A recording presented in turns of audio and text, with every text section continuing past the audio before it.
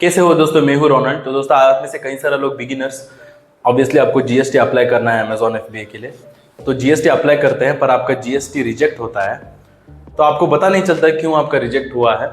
तो मैं आपको कुछ पॉइंट्स बताता हूं जो आपको फॉलो करना है जीएसटी अप्लाई करने के वक्त। सबसे बड़ा रीज़न जीएसटी रिजेक्ट होने का वो है एड्रेस इशू। तो आपको हमेशा याद रखना है एड्रेस, जीएसटी के लिए एड्रेस प्रूफ 2 डॉक्यूमेंट चाहिए, एक इलेक्ट्रिसिटी बिल और एक एनओसी या रेंट एग्रीमेंट।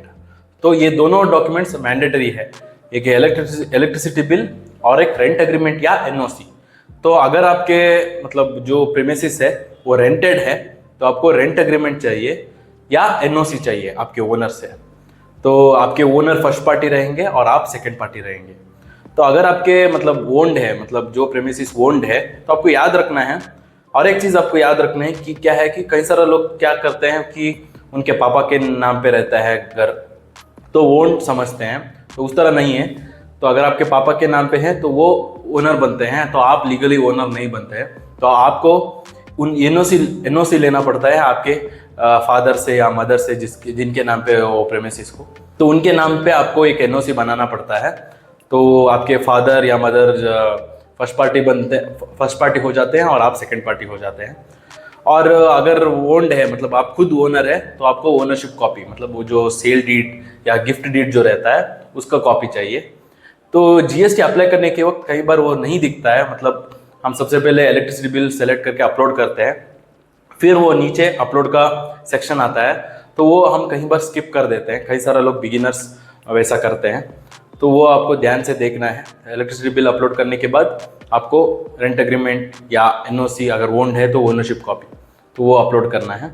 वरना वाइस वर्सा, मतलब अगर आप पहले रेंट एग्रीमेंट, एनओसी या ओनरशिप कॉपी अपलोड कर रहे हैं तो सेकंड में आपको इलेक्ट्रिसिटी बिल अपलोड करना है। वो आपको याद रखना है जीएसटी अप्लाई करने के वक्त। और एक रीज़न है जहाँ पर आपका जीएसटी का एप्लीकेशन रिजेक्शन होने का चांसेस ये है कि रेंट एग्रीमेंट जो आप अपलोड करते हैं वहाँ पर रेंटल के लिए, मतलब वहाँ पर मेंशन होना चाहिए कि बिजनेस पर्पज़ के लिए। तो कई बार ऐसा ही, मतलब नॉर्मल जो घर के लिए रेंट एग्रीमेंट बनाते हैं वो अपलोड करते हैं। और सही तरीके से, मतलब क्लियर इमेजेस रहना चाहिए इलेक्ट्रिसिटी बिल, और इलेक्ट्रिसिटी बिल 3 महीने के अंदर रहना चाहिए, तभी आपका मतलब आपको जीएसटी एक्सेप्ट होता है। तो ये सभी चीज़ आपने सही तरीके से किया है, फिर भी आपका जीएसटी रिजेक्ट हो रहा है, तो मैं आपको ये सजेस्ट करता हूँ कि आपका जो जुरिस्डिक्शनल ऑफिस है वो आपको फाइंड आउट करना है। तो आप गूगल में नियर बाई जीएसटी ऑफिस उस तरह टाइप करते हैं तो आपको मिल जाता है। और रिजेक्शन करने के लिए, मतलब वो जो रिजेक्ट करने का मतलब ईमेल जो आता है, वहाँ पर एक पीडीएफ अटैच हो चुका होता है। वहाँ पर किस ऑफिसर ने आपके जीएसटी रिजेक्ट किया है वो भी मेंशन हो चुका होता है, तो उनको कांटेक्ट करने की कोशिश कर सकते हैं आप आसानी से। मतलब गूगल में आपका जीएसटी ऑफिस आप ढूंढ सकते हैं, वहाँ पर फ़ोन नंबर मिल जाता है, आप चाहे तो विजिट भी कर सकते हैं।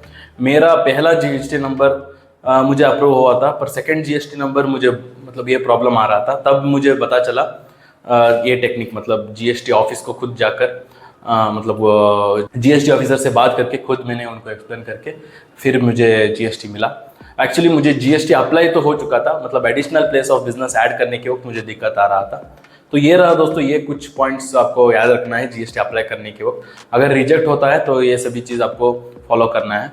उम्मीद करता हूँ ये वीडियो आपको हेल्पफुल हुआ होगा, और इसी तरह जुड़े रहे। मैं आपके साथ और भी ई कॉमर्स का नॉलेज और एक्सपीरियंस शेयर करता रहूँगा। सारा मेरा रिसोर्सेज डिस्क्रिप्शन में है, मुझे सोशल मीडिया में भी फॉलो कीजिए। तो बस धन्यवाद दोस्तों, फिर मिलेंगे। So how much money do you make in a day?